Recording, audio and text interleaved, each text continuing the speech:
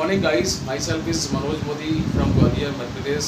Welcome you once again in my English Academy channel. आज की इस वीडियो में हम ऑल व होल के यूज़ को स्टेप बाय स्टेप समझेंगे। ऑल का हिंदी मीनिंग होता है सभी, जबकि होल का हिंदी मीनिंग होता है सारा या फिर पूरा, राइट। इसको इनका यूज़ हमें कैसे करना है, इसमें थोड़ी सी बारीकियाँ हैं, उसको आप इस डायग्राम से समझ सकते हैं। इस डायग्राम में आप ध्यान से देखेंगे तो मैंने इस लाइन को और इस लाइन को और इस लाइन को जो कि सर्किल के अंदर है अलग अलग किया हुआ है, जबकि इस सर्किल के अंदर बहुत सारी लाइनें हैं, उनको सबको मैंने क्या कर दिया है, मिक्स कर दिया है। क्या कर दिया है? मिक्स कर दिया है। तो जब भी हम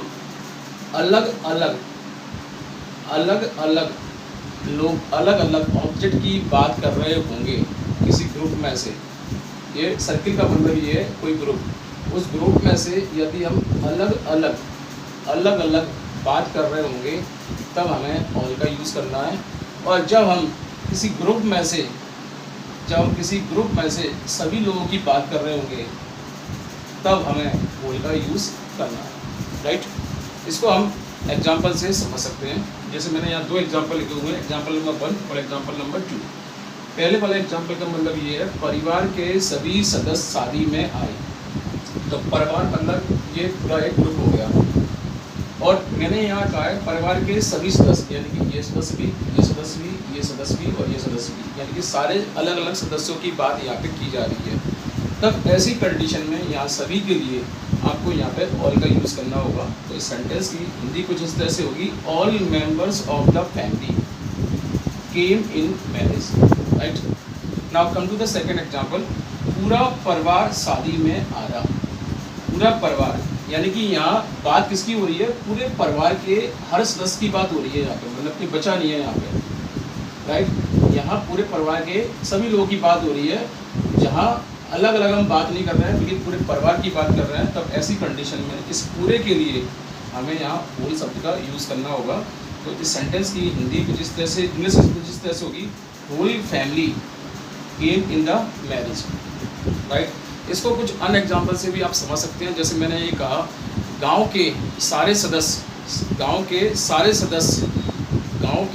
सदस्य कुएँ में डूब गए। तब मैं गांव के हर सदस्य की बात कर रहा हूं, तब ऐसी कंडीशन में ऑल का यूज़ करना होगा।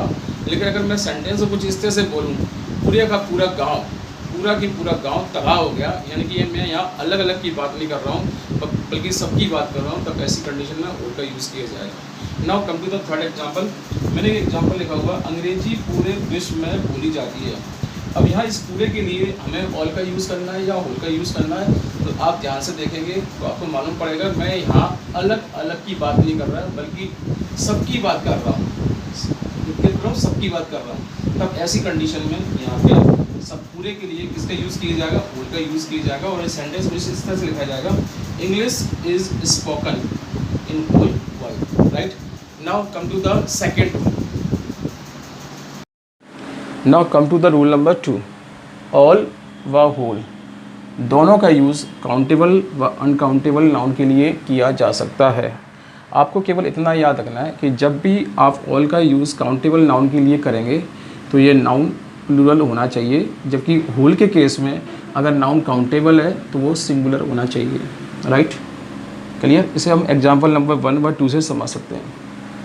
एग्जाम्पल नंबर 1 में लिखा हुआ है, स्टार्टिंग में ब्लैंक है और आपसे पूछा गया है कि यहाँ ऑल आएगा या होल आएगा। तो आप देखेंगे कि नाउन आपका कैसा है, काउंटेबल है, साथ साथ ये कैसा है, प्लूरल है, इसलिए इस सेंटेंस में यहाँ पर क्या आएगा, ऑल, राइट।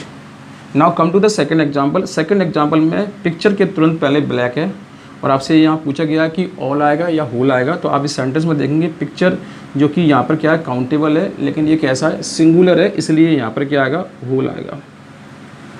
जब भी आप ऑल का यूज़ काउंटेबल नाउन के लिए करेंगे तो वर्ब हमेशा प्लूरल आएगी, और जबकि आप होल का प्रयोग यदि काउंटेबल नाउन के लिए करेंगे तो ये वर्ब कैसी आएगी, सिंगुलर आएगी। तो पहले वाले सेंटेंस की हिंदी कुछ इस तरह से है, सारी की सारी बिल्लियाँ मारी गई, और दूसरे वाले सेंटेंस की हिंदी ये है, सारी की सारी पिक्चर, यानी कि पूरी की पूरी पिक्चर कैसी थी, गंदी थी, राइट।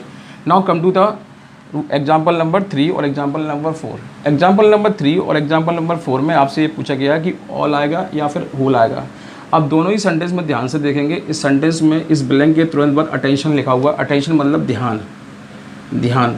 अब आपसे ये पूछा गया है कि इस सेंटेंस में ऑल आएगा या होल आएगा, तो आप देखेंगे ध्यान जो शब्द है वो कैसा शब्द है, कैसा नाउन है, अनकाउंटेबल नाउन है।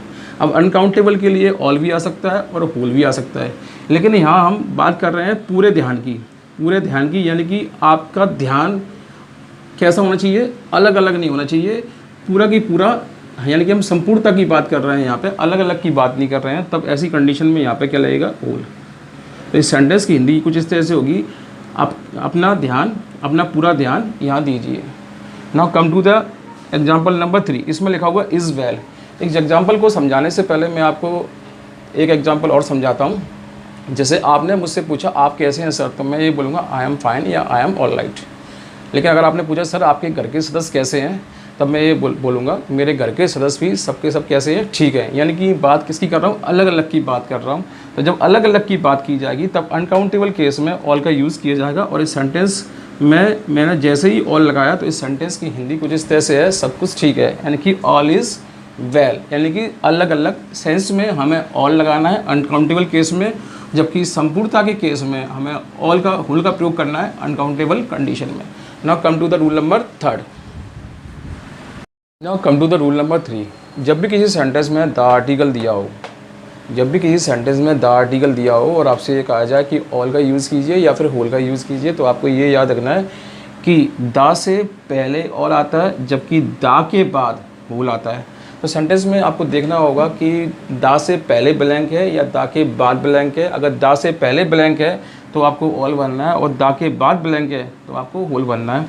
जैसे कि एग्जांपल नंबर 1 एग्जांपल नंबर 2 में मैंने किया हुआ है। तो ऑल द बेस्ट, ये पहला एग्जांपल है, और ऑल के बाद आप देखेंगे मैंने द लगाया है। जबकि इस वाले सेकंड वाले एग्जांपल में आप देखेंगे मैंने होल से पहले द लगाया है। और इस सेंटेंस की हिंदी कुछ इस तरह से है, गंगा का पूरा की पूरा पानी कैसा है, पॉल्यूटेड है। Right. Now come to the rule number 4। Now come to the rule number 4। जब भी किसी सेंटेंस में पजेसिव वर्ड का यूज़ किया जाए, जब भी किसी सेंटेंस में पजेसिव वर्ड का यूज़ किया जाए, तो आपको ये याद रखना पड़ेगा कि पजेसिव वर्ड से पहले ब्लैंक है कि पजेसिव वर्ड के बाद ब्लैंक है। अगर पजेसिव वर्ड से पहले ब्लैंक है तो आपको वहाँ पर ऑल का यूज़ करना होगा, और अगर पजेसिव वर्ड के बाद ब्लैंक है मतलब खालिस्तान है, तो उस कंडीशन में आपको होल का यूज़ करना पड़ेगा। ओवरऑल कहने का मतलब ये है कि ऑल के बाद पजेसिव केस का यूज़ किया जाता है, जबकि होल के पहले पजेसिव केस का यूज़ किया जाता है। जैसे सेंटेंस में ध्यान से देखेंगे, इस सेंटेंस में यहाँ ब्लैंक है और यहाँ पे ये वर्ड लिखा हुआ है यूअर, जो कि क्या है, पजेसिव, जो कि क्या है यहाँ पे पजेसिव एडजेक्टिव है, पजेसिव एडजेक्टिव है। तो जैसा कि मैंने बताया कि जब भी किसी सेंटेंस में पजेसिव वर्ड लगे हों तो पजेसिव से पहले क्या आएगा, आपका ऑल आएगा। तो इस सेंटेंस में मैंने यहाँ पर ऑल भर दिया। राइट। सेकंड सेंटेंस में आप ध्यान से देखेंगे, ये माई स्टार्टिंग में लिखा हुआ है और माई के तुरंत बाद ब्लैंक दिया हुआ है, और आपसे पूछा गया कि इसमें ऑल आएगा या होल आएगा। तो माई चूँकि क्या है, पजेसिव वर्ड है, माई चूँकि क्या है, पजेसिव वर्ड है, पजेसिव एडजेक्टिव। तो इस वर्ड के बाद, पजेसिव के बाद क्या आएगा, होल आएगा। तो इस सेंटेंस में यहाँ पे क्या आ गया, होल आ गया। पहले वाले सेंटेंस की हिंदी कुछ इस तरह से है कि तुम्हारे सारे के सारे दोस्त यहाँ आ रहे हैं, जबकि दूसरे वाले सेंटेंस की हिंदी ये है, मेरा पूरा की पूरा ध्यान वहाँ पर था। राइट। आई थिंक आपको ये समझ में आ गया होगा। हम इसे कुछ और अन्य एग्जाम्पल से अब समझने की कोशिश करते हैं। Now come to the example number 1, 2, 3, 4। पहले वाले सेंटेंस में लिखा हुआ है ही न्यू द मेथड्स, और आपसे ये पूछा गया कि ऑल आएगा या होल आएगा। तो जैसा कि आप जानते हैं इस सेंटेंस में आर्टिकल लगा हुआ है द, और द से पहले किस वर्ड का यूज़ किया जाता है, ऑल का यूज़ किया जाता है। तो मैंने यहाँ पे क्या लगा दिया, all. Right.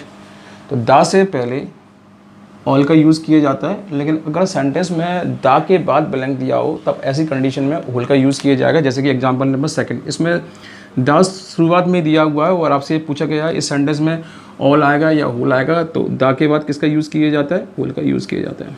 Right. I think आपको समझ में आ गया होगा।